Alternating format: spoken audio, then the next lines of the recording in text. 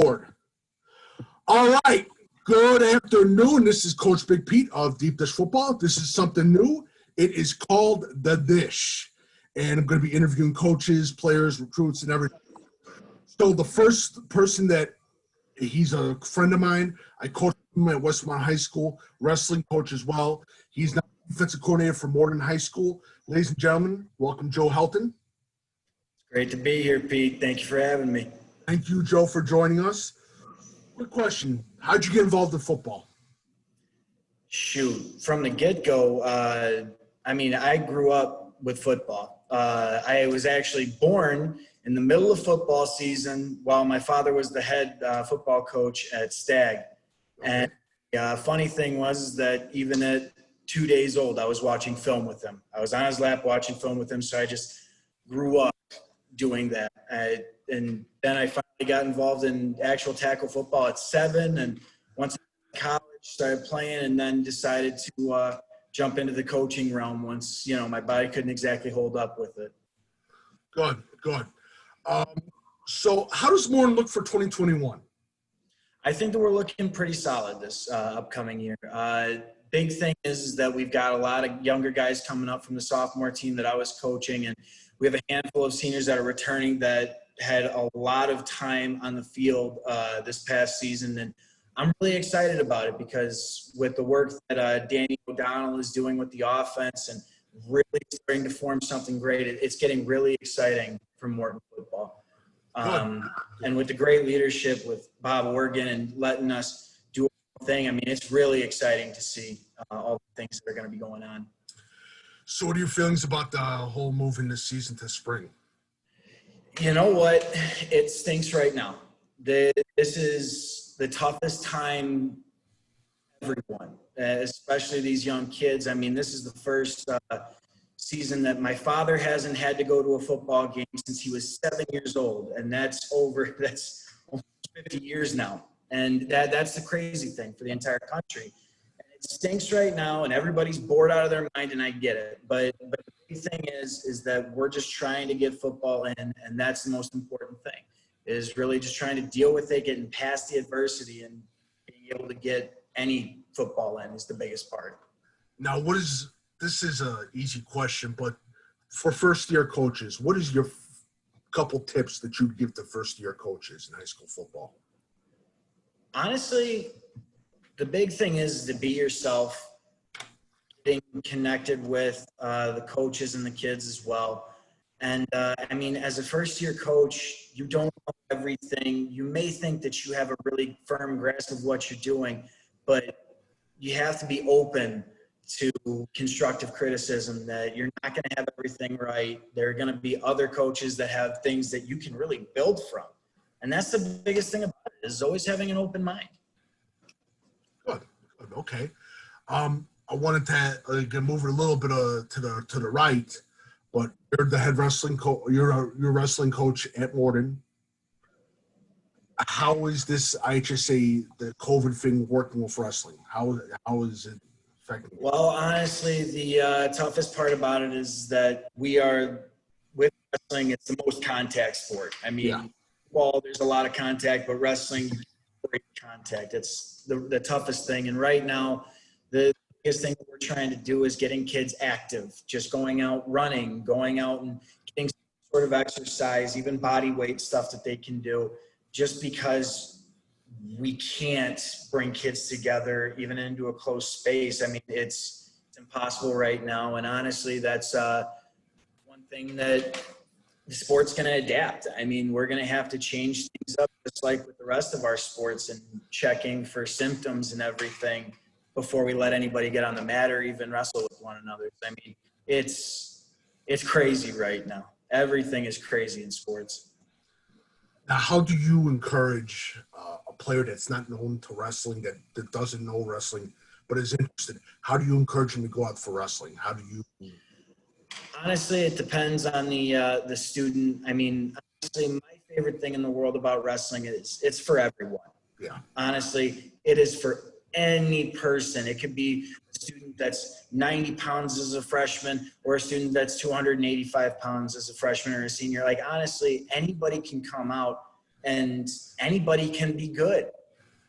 Anybody can be good at wrestling as long as they put their mind to it. And the biggest thing that I would say is, especially with football players that I work with, the biggest push that I have is that no matter what position you're playing, you're going to have to hand fight, and you're going to have to show that you're tough in some way, shape, or form.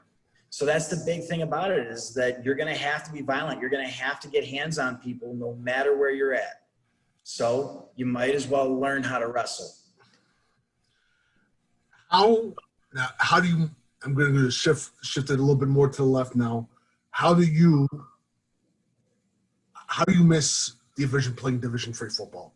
What was some of your favorite memories of playing Division III football?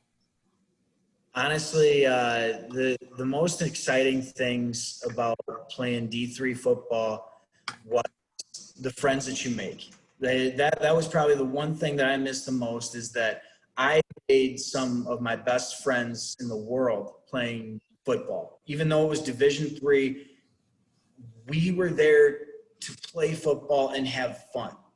That was the most important thing about it, was that you're going out there not for a scholarship, not to try and play in the NFL, but you're there to truly play for the love of the game. And I mean, honestly, there were plenty of people that I played against or played with that have those chances to get into the NFL. Their bodies just didn't grow when they were seniors in high school or even before that, that their bodies are still developing in college. I mean, Division III football has such a big pool of kids that have that opportunity to possibly do it, or even just play for the fun. I mean, that was my biggest thing that I missed the most, is just playing with my friends. That was awesome. Good. Going back to Morton football, you guys, again, always part of that tough conference, the West Suburban Conference. That's just a tough thing. What do you see as the biggest challenge in this season, facing that type of competition?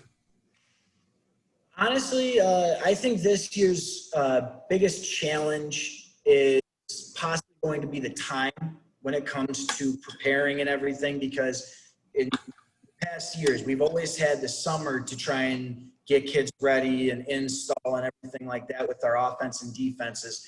But this year, we're kind of taking that time, jamming it together and saying, okay, well, we need to learn the most basic and most important things to our offense or to our defense, that trying to make our game plans around that's going to be the most difficult thing. But honestly, it's going to be the most exciting, because then it's going to be the fundamentals of football. Who's going to go out there and win that game?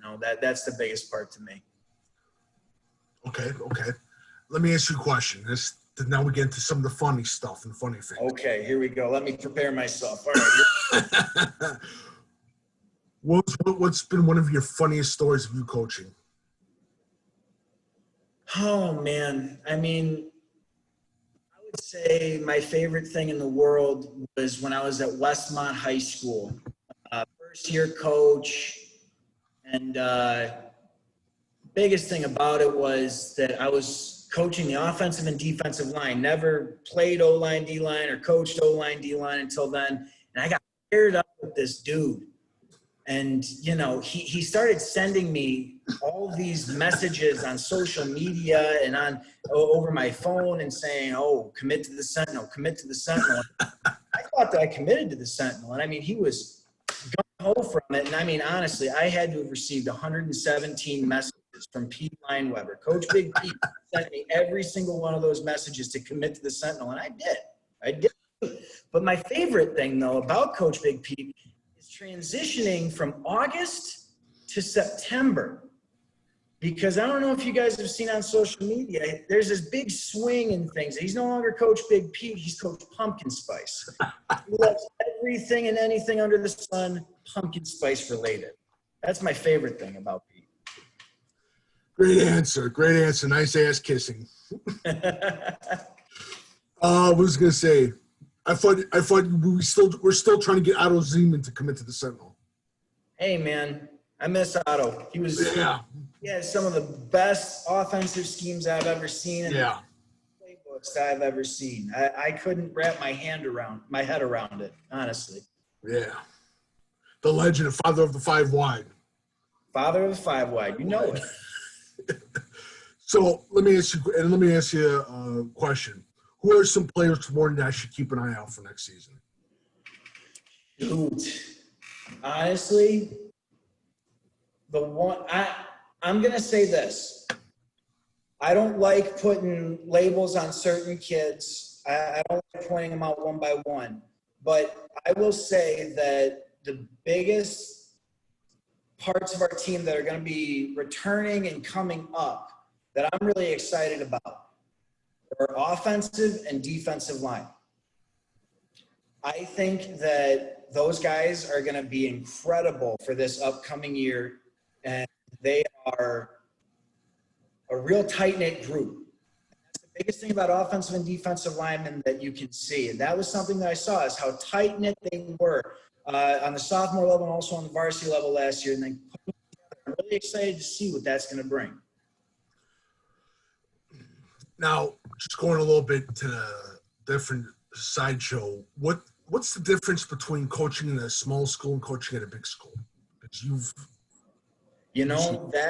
that has been one of the biggest transitions that I've been a part of, because the biggest difference is like right now at Morton, at Morton, we have our East Campus, our West Campus, and then we also have our freshman center, which we've got kids split up between all three areas, compared to when I was at Westmont, we only had one school of 400 kids. And the biggest thing that I kind of got excited about was the number of kids. And it's so crazy that that we've got so many kids that are interested in football, coming out for football. And the biggest thing that's tough for me to wrap my head around compared to Westmont here is just how to communicate with these kids, because some of them are all the way in Cicero, some of them are right here, and trying to get my message across. And then the amount of kids that I see on Huddle just to see a message, that's just huge. I mean, they know the distance is there, but they're always getting locked in when it comes to that kind of stuff, you know? Right. How do I say this? Ask you the good question wise. This is going to kill me right now. I'm forgetting that. My mind's going blank right now. No, I hear you, Pete. It happens to me all the time. Where do you see yourself 10 years from now? Oof. 10 years from now? Yeah. I can barely even see what I'm having for dinner tonight. Shoot. Yeah.